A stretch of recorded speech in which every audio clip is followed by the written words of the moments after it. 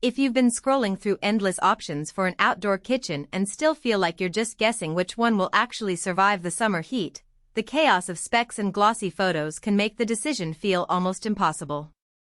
You're probably wondering whether you'll end up with a half-baked setup that looks good but crumbles when you try to actually cook for a crowd, or if you'll waste space on a unit that only covers 1 or 2 burners. That hesitation is real, and the risk of splurging on a kitchen island that never gets used is what makes the research feel endless. Link is in the description if you want to check the product details on Amazon. What I tried to figure out before hitting record was simple. Does this 98-inch island give you enough cooking power, storage, and convenience to replace a traditional backyard grill plus a side table? And does it do so without turning my patio into a steel jungle? The Rotisserie 4-burner island promises 72,000 BTU, a built-in wine cooler, a compact refrigerator, a rotisserie, and even a stainless steel sink. Those are the headline claims, but the real test is how they translate when you're actually hosting a weekend barbecue, prepping a Sunday roast, or just whipping up a quick dinner after work. First off, the cooking surface. 4 burners spread across almost 8 feet of stainless steel give you the ability to run a low-heat simmer on one side while searing steaks on another, and still have room for a side pot. In practice, I found the burners to be remarkably responsive.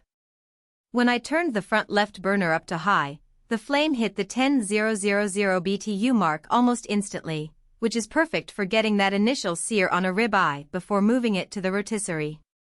The other 3 burners can stay in the 5,000 BTU range, which is ideal for keeping sauces warm or cooking side dishes without blowing everything off the grill.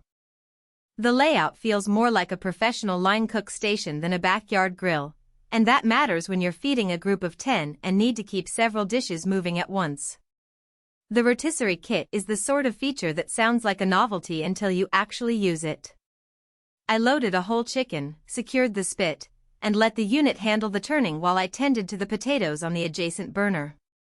The result was evenly browned skin without the constant need to flip, and the juices collected in the drip tray for easy cleanup. If you're the kind of host who enjoys slow-cooked, showstopper pieces, the rotisserie adds genuine value. On the flip side, the kit does add a bit of weight to the island, so moving the whole thing once it's set up isn't something you'll do regularly. That's fine for a permanent patio installation but could be a drawback if you like to rearrange your outdoor space often. Now, the built-in wine cooler and compact refrigerator are where the all-in-one claim starts to feel either clever or overkill, depending on your routine. The cooler maintains a consistent 55°F, which is perfect for keeping a couple of bottles of red or white at serving temperature during a long evening. The refrigerator is rated for outdoor use, so it can sit under a pergola without sweating or fogging up. In a real-world scenario, I kept a few condiments, pre-marinated veggies, and a bag of ice cream in there while the grill was on full blast. The fridge held its chill even when the burners were at maximum, which is a relief because a warm fridge can ruin desserts fast. However, the storage capacity is modest, think a small minibar rather than a full-size fridge. If you plan to stock up on a week's worth of groceries, you'll still need a separate cooler or pantry. The granite countertops and stainless steel sink give the island a polished, kitchen-like feel, and they're not just for show.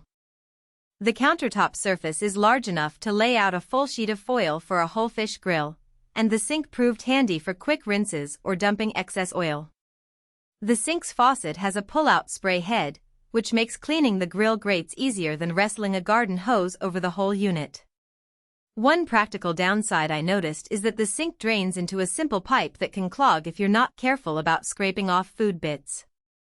A quick rinse with hot water after each use prevents that, but it does add a small maintenance step that a regular grill without a sink wouldn't require. Space planning is another hidden trade-off. The island's footprint is 98 inches long and about 30 inches deep, which dominates a medium-sized patio. If you have a modest deck, you'll need to clear out a good portion of the existing furniture to make room. The upside is you get a centralized cooking hub, eliminating the need for a separate grill, side table, and portable cooler. For homeowners with a dedicated outdoor kitchen zone, the island becomes a focal point that can increase the usability of the whole space. For renters or folks with limited patio real estate, the sheer size might